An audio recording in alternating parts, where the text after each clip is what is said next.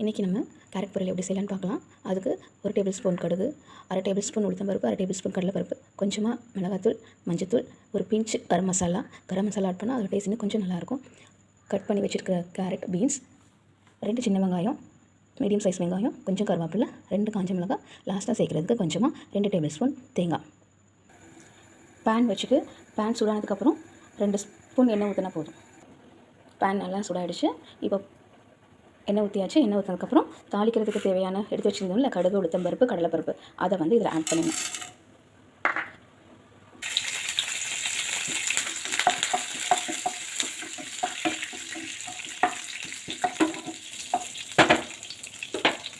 கடுகு நல்லா பொரிஞ்சு வந்தோம்னா காஞ்ச மிளகாய் ஆட் பண்ணிக்கணும்.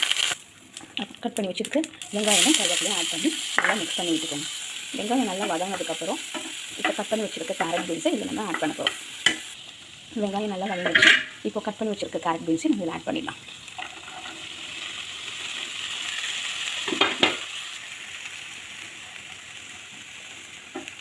இது நல்லா மிக்ஸ் பண்ணி விட்டுருங்க. மிக்ஸ் பண்ணிவிட்டு ஒரு 2 செகண்ட் இப்படி நல்லா மிக்ஸ் பண்ணிகிட்டே இருங்க. மிக்ஸ் பண்ணதுக்கப்புறம் இந்த காய் வேகிறதுக்கு தேவையான அளவுக்கு நம்ம தண்ணி ஊற்றிடலாம். இப்போவே உப்பு சேர்க்க வேணாம். இந்த காய் கொஞ்சம் வெந்து வந்ததுக்கப்புறம் உப்பு சேர்ப்போம்.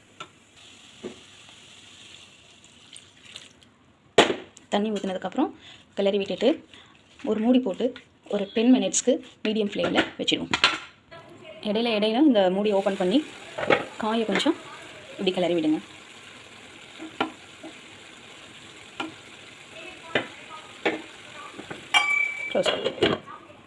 இப்போ மூடியை ஓப்பன் பண்ணிவிட்டு பாதி வெந்துருச்சு.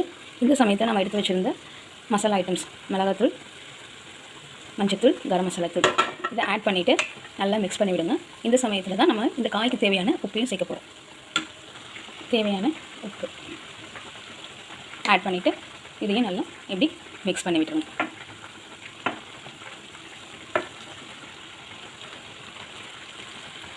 உப்பு போட்டு மிக்ஸ் பண்ணிவிட்டு இது மறுபடியும் ஒரு 2 நிமிஷத்துக்கு மூடி போட்டு சிம்மில் வச்சுடுங்க.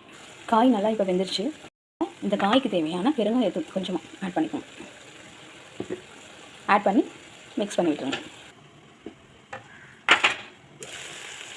காய் நல்லா வெந்து வந்துருச்சு. இந்த தண்ணியும் வற்றிடுச்சு. இந்த சமயத்தில் நம்ம திருவி வச்சுருக்க தேங்காய் துருவலை ஆட் பண்ணி 2 மிக்ஸ் பண்ணி